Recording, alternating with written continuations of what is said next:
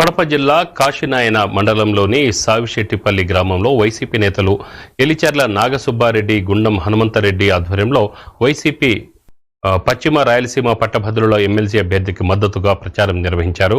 ఇంటింటికి వెళ్లి వైసీపీ అభ్యర్థి వెన్నపూస రవీంద్రారెడ్డికి ఓటు వేసి గెలిపించాలని పట్టభద్రులను కోరారు. ఈ కార్యక్రమంలో వైసీపీ కార్యకర్తలు, నాయకులు పాల్గొన్నారు.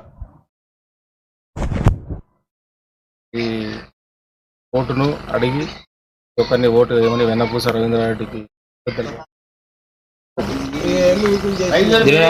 వెన్నపూస రవీంద్రారెడ్డి 3 లీటర్లు ఫస్ట్ ఒకటి కుట్టాలా. రవీంద్రారెడ్డి ఎమ్మెల్సీ పోటీ చేసిండు.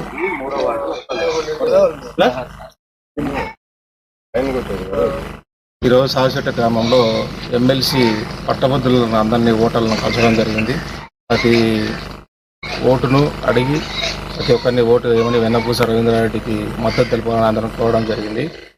ప్రతి మండలంలో, కాశీనాయ మండలంలో ప్రతి విలేజ్లో ప్రతి ఓటును కావడం జరుగుతూ ఉంది.